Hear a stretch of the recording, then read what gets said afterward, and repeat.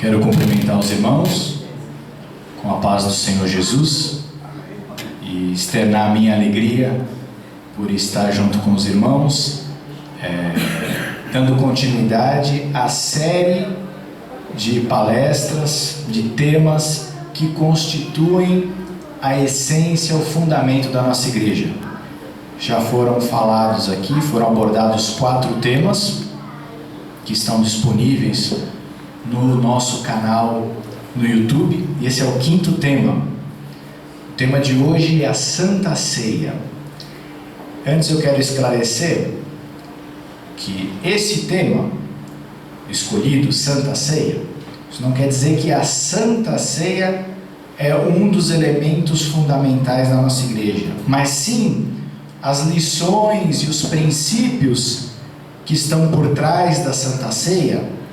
Esses sim são fundamentos importantes da nossa igreja. A Santa Ceia é apenas uma cerimônia, um rito que tem um significado. E esse significado são princípios, são valores, são ensinamentos essenciais para a nossa igreja, como seguidores de Cristo, como cristãos. Eu quero convidá-los a abrir as suas Bíblias no texto base desta manhã. Na verdade, temos 2 textos base. Um deles está em Lucas 22 e o outro texto base eu anunciarei em seguida no Evangelho de São João. Eu peço a atenção dos irmãos para a leitura, e dessa leitura nós vamos extrair algumas lições importantes para a nossa vida cristã individual e também para a nossa vida como uma comunidade religiosa. A partir do verso 14, ali estava preparada então a mesa, a ceia. Os discípulos haviam preparado por ordem de Jesus para que tomassem a Páscoa juntos. Verso 14: chegada a hora, pôs-se Jesus à mesa, e com ele os apóstolos. E disse-lhes: desejei muito comer convosco esta Páscoa, antes do meu sofrimento. Pois vos digo que não mais a comerei, até que ela se cumpra no reino de Deus. Então Jesus tomou o cálice, deu graças e disse: tomai-o, reparti-o entre vós, pois vos digo que não mais beberei do fruto da vide, até que venha o reino de Deus. E tomou o pão, deu graças, partiu e deu-lhes, dizendo: isso é o meu corpo, que por vós é dado, fazei isso em memória de mim. Finalmente o verso 20: semelhantemente tomou o cálice, depois da ceia, dizendo: este é o cálice da nova aliança, no meu sangue, derramado por vós. Essa foi a última refeição que Jesus tomou junto com os seus discípulos. Tente se colocar no lugar dele. Ele sabia que aquela seria a última refeição com seus amados discípulos. Talvez os discípulos não tinham muita noção do que iria acontecer, mas Jesus sabia. Imagine-se tomando a última refeição, você que é pai de família, com sua família, com sua esposa, com seus filhos, sabendo que essa é a última vez que você vai se assentar à mesa com eles. Isso realmente tem um sentido muito especial. E você, como um pai de família, como exercendo o papel de professor ou mestre daquele grupo, sabe que essa será a última oportunidade de ensinar ou de transmitir algo a seus discípulos, aos seus queridos, do que é importante e daquilo que eles ainda não conseguiram assimilar durante o tempo que você esteve com eles. Imagine-se nessa situação.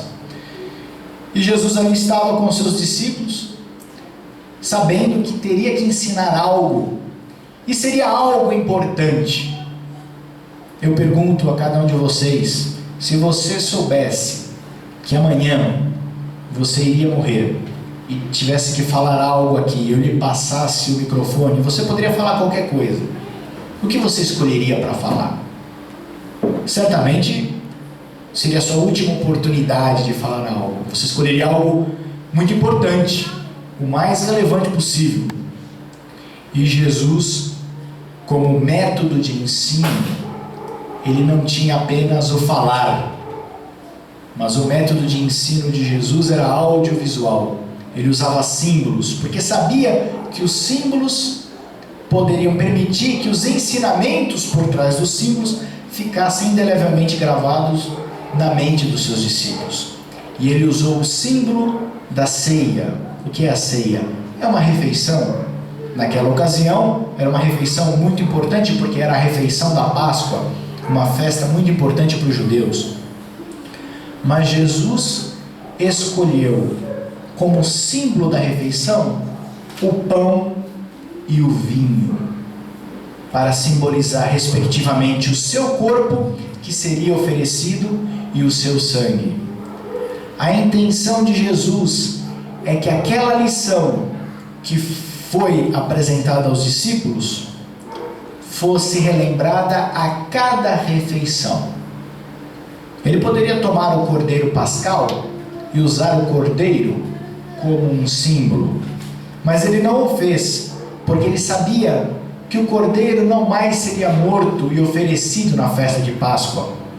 E se ele usasse o cordeiro, a ideia de memorização pela repetição não ia ser sustentada. Ele usou algo bem comum, o pão e o vinho, a bebida mais comum da época, para que todas as vezes que os discípulos tomassem aquele pão, comessem o pão e tomassem aquele vinho, se lembrassem da morte perdoadora, da morte expiatória de Jesus e da sua nova aliança, do seu novo concerto, do seu novo acordo com os seus discípulos. Costumamos muitas vezes agendar o rito da Santa Ceia, passando alguns meses, uma vez, 2 vezes por ano. No entanto, a intenção de Cristo era que toda vez que fosse tomada uma refeição, toda vez que os discípulos comessem o pão, eles se lembrassem do sacrifício de Cristo, que aquilo estivesse sempre na memória deles. E foi assim que os discípulos fizeram. Eu vos convido a abrir a Bíblia, suas Bíblias, em Atos 2, 42. Atos 2, 42. Aqui é dito que os discípulos perseveravam na doutrina dos apóstolos, na comunhão, no partir do pão e nas orações. E o 46 diz: perseverando unânimes todos os dias no templo e partindo o pão em casa, comiam juntos com alegria e singeleza de coração. Os discípulos estavam unidos, comiam o pão diariamente, na comunhão. Quando a palavra de Deus fala comunhão, essa palavra está muito relacionada com a ceia, com o comer juntos. Eu até convido vocês para abrirem em 1 Coríntios 10. Vejam bem, vamos chamar a atenção agora para essa expressão comunhão. 1 Coríntios 10, 16 e 17. Paulo pergunta, 1 Coríntios 10, 16 e 17: não é o cálice de bênção que abençoamos a comunhão do sangue de Cristo? Não é o pão que partimos a comunhão do corpo de Cristo? O que é o cálice de bênção que abençoamos? O que é o cálice de bênção? É a comunhão do sangue de Cristo. E o pão que partimos é o que? A comunhão do corpo de Cristo. O que é comungar? O que significa essa palavra tão importante, comunhão? Como? Nós usamos essa palavra no dia a dia? Não. Em que situações no dia a dia nós usamos essa palavra, comunhão? Ela é usada mais num sentido religioso. Mas nós temos aqui um exemplo. Acho que todos que são casados foram casados em algum regime de bens, né?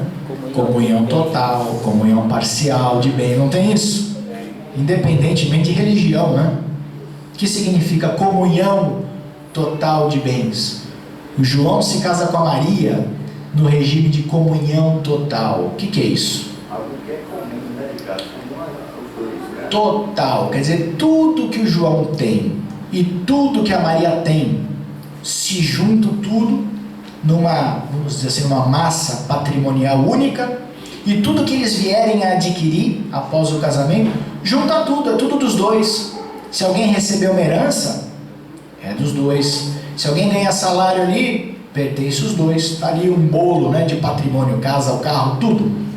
Aí se separa, o que acontece? Aí é triste, né? Divide tudo na metade, não é verdade? O que é a comunhão? Comunhão é você ter algo em comum, participar de algo junto com a pessoa. E o que é que nós temos em comum? O sangue de Cristo, o corpo de Cristo. Isso não afeta só aquilo que nós temos, mas aquilo que nós somos. Quando você tem alguém que é seu parente, fala: esse aqui é do meu sangue, é o meu sangue esse aqui. Quer dizer o quê? É da família, é o sangue do meu sangue. E quando nós comungamos do sangue de Cristo, significa que o sangue de Cristo nos é comum. Nós somos filhos, temos o mesmo sangue. Isso é que nos faz unidos.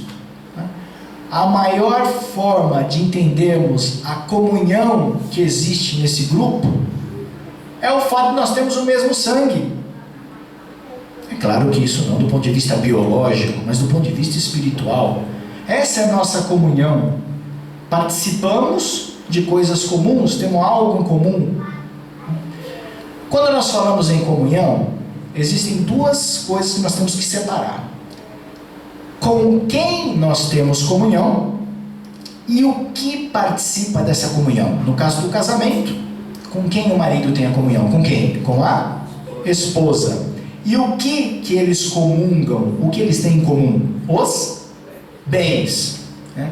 E entre os cristãos, com quem comungamos? 1 João 3,1. Com quem é a nossa comunhão? 1 João 3,1 diz: 1 João, desculpa, 1,3. O 3,1 também está bem relacionado, mas é outra coisa. 1,3. O que vimos e ouvimos, isso vos anunciamos, para que também tenhais comunhão conosco. E a nossa comunhão é com o Pai e com o seu Filho Jesus Cristo. Com quem é a nossa comunhão? Com quem? Em primeiro lugar, conosco. Quando João diz conosco, significa a comunhão é com os próprios irmãos. E com quem mais? Com o Pai e com o Filho.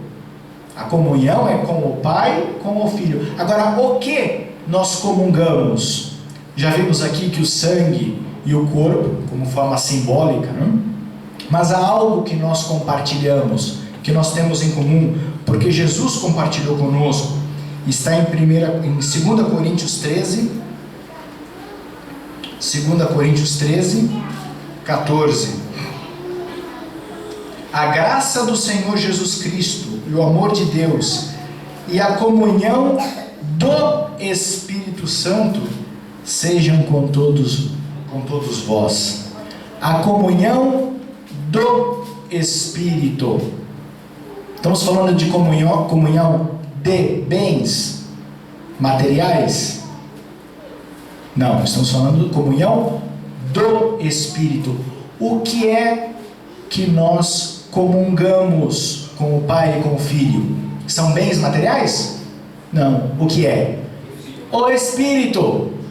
Nós compartilhamos com Deus, na verdade Ele compartilhou conosco o seu próprio Espírito. Então hoje nós somos vasos recebedores, né? Vamos dizer assim, até titulares, né? Possuidores do Espírito de Deus. Essa é a comunhão que nós temos com o Pai e com o Filho, e por isso nos tornamos um com eles. Vocês entenderam o conceito? Nós fazemos parte de uma família porque somos um com Deus, o Pai, e com o seu Filho Jesus Cristo. Por quê? Porque comungamos, temos em comum o mesmo Espírito. A ceia do Senhor não ficaria completa, ela não ficaria completa sem um episódio bastante marcante. E agora vamos passar para a segunda parte da mensagem, a parte final. A ceia do Senhor não ficaria completa sem um episódio muito marcante que deu lugar naquele momento. E eu convido vocês a abrirem suas Bíblias em João 13. João 13. Eu gostaria de fazer a leitura desse segundo texto base. É a segunda parte da nossa mensagem. 13, versos 3 em diante. Jesus, sabendo que o Pai tinha depositado nas suas mãos todas as coisas, e que havia saído de Deus, ia para Deus, levantou-se da ceia, tirou a vestimenta de cima e, tomando uma toalha, cingiu-se com ela. Depois colocou água numa bacia, começou a lavar os pés dos discípulos e a enxugá-los com toalha com que estava cingido. Aproximou-se de Simão Pedro, que lhe disse: Senhor, tu vais lavar os meus pés? Respondeu Jesus: O que eu faço? Não o sabes agora, mas o compreenderás depois. Disse Pedro: Nunca me lavarás os pés. Respondeu Jesus: Se eu não te lavar, não tens parte comigo. Respondeu Simão Pedro: Senhor, não apenas os pés, mas também as mãos e a cabeça. Disse Jesus: Aquele que já se banhou não necessita de lavar senão os pés. No mais está todo limpo. Ora, vós estáis limpos, mas não todos. Pois ele sabia quem o havia de trair. Foi por isso que disse: Nem todos estáis limpos. Tendo terminado de lavar os pés dos discípulos, Jesus retornou às suas vestes, voltou para a mesa e perguntou: Entendeis o que eu vos fiz? Vós me chamais de mestre e senhor, e dizeis bem, porque eu sou.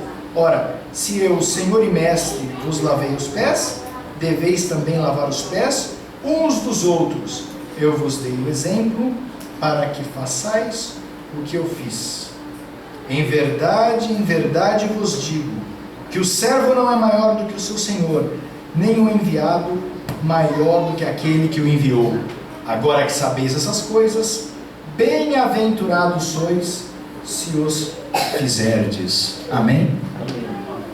Esse episódio começa dizendo que Jesus tirou o quê? No verso 4.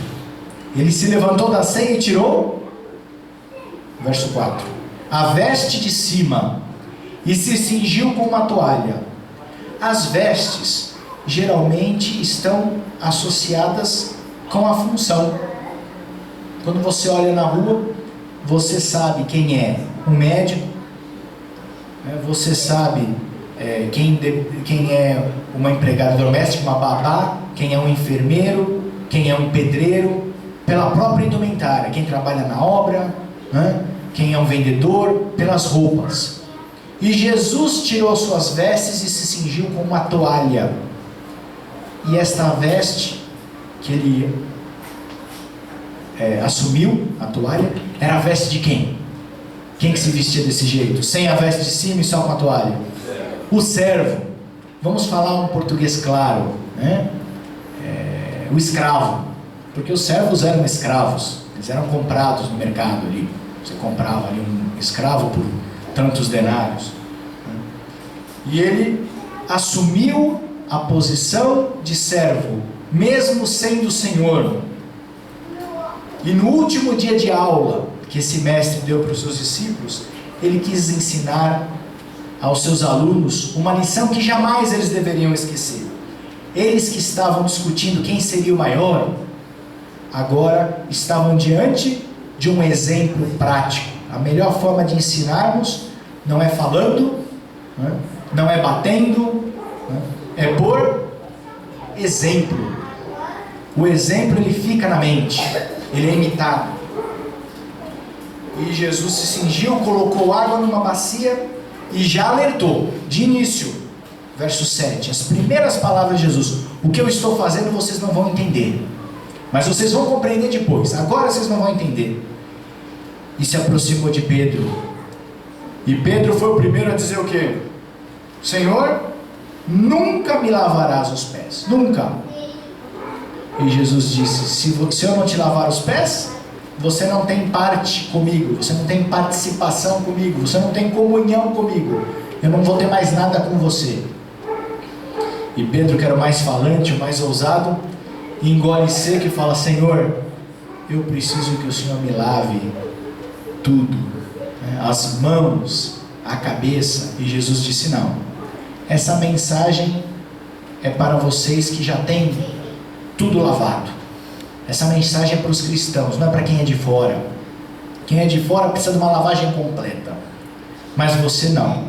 Você que é cristão, que anda no caminho do Senhor, às vezes dá uma desviada, suja seus pés com areia, com barro.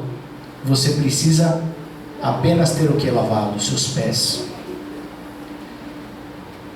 Aquele que se banhou não necessita de se lavar. Há muitas igrejas que adotam o seguinte rito: quando alguém vem de fora, se arrepende dos seus pecados, é o que? É batizado. Independente da igreja, se a pessoa comete algum pecado, que é considerado aos olhos humanos algum pecado mais grave, e o mais típico talvez seja o adultério, essas igrejas inventaram uma coisa que se chama rebatismo. Não é assim?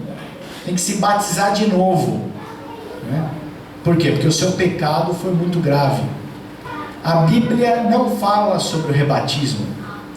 Quem é batizado e se entregou ao Senhor, se acaso cometer algo em contrariedade com as Escrituras, com os mandamentos de Deus, deve passar por uma lavagem menor, né? Que é a do lava-pés, apenas para que tenha essas poeiras, né? Essas simbolicamente removidos, né? E quem é que tira isso? Foi Jesus. Jesus é que lavou os pés dos seus discípulos, né? Quis ensinar com um exemplo. No verso 7 diz que depois os discípulos entenderiam. Nem todos estáis limpos, disse Jesus, porque sabia que havia ali entre eles um traidor. O fato de existir alguém que não compartilha do mesmo espírito dentro da comunidade cristã não é motivo ou desculpa para que eu não participe. Muitas vezes, ao participar de um grupo, uma comunidade cristã, nós observamos coisas de determinadas pessoas que não são condizentes com a profissão cristã, com a prática de fé. E alguns falam: para fazer isso que os outros fazem, eu nem quero comungar mais nessa comunidade, e saem. Ora, o fato de haver alguém que não comunga da mesma fé e da mesma prática, não é desculpa para nos ausentarmos. Jesus ministrou a ceia e o lava-pés, estando Judas ali, mesmo Jesus sabendo que ele era indigno. No final, Jesus pergunta: entendeis o que eu vos fiz? Essa foi a pergunta. Vocês compreenderam? E qual é o significado do lava-pés? Vocês me chamam de mestre e senhor, e eu sou. E se eu, sendo senhor e mestre, vos lavei os pés, vocês deverão lavar os pés uns dos outros. Ou seja, aquele que quer se tornar líder da igreja, deve ser antes e acima de tudo o quê? O servo. E servo no sentido de escravo mesmo. Olha o que o Senhor diz aqui no 19. Desculpa. No 17. Agora que sabeis essas coisas, bem-aventurados sois se as fizerdes. Bem-aventurados significa o quê? Feliz. Felizes. Vocês serão felizes se se vocês fizerem o que eu vos ensinei. Humildade e serviço. Essas são as duas palavras principais da ceia e do lava-pés. Humildade e serviço. No dia em que formos humildes e fizermos o serviço humilde, nós vamos ser felizes em realidade. A verdadeira felicidade não está nas coisas que nós podemos comprar com dinheiro, como vimos há pouco na lição da escola bíblica. A verdadeira felicidade está em servir ao próximo com humildade. Jesus ele ensinou, está lá em Mateus 11, verso 29, aprendei de mim que sou manso e humilde de coração. Filipenses 2:3 diz que cada um de nós deve considerar os outros o quê? Inferiores a si mesmo. É assim? Não. Cada um de nós deve considerar os outros superiores a si mesmo. Há uma grandeza em se rebaixar. Há uma grandeza em servir. O ramo da árvore frutífera que mais produz fruto é aquele que mais se rebaixa, não é? Não é assim? Nós somos chamados não para sermos líderes importantes, assumirmos altos postos na hierarquia de uma instituição religiosa. Nós somos chamados para ser o quê? Servos uns dos outros aqui e do mundo. Somos chamados para ser servos dos nossos irmãos que estão fora também. É para isso que nós somos chamados. Estamos num mundo onde cada um procura ser maior que o outro.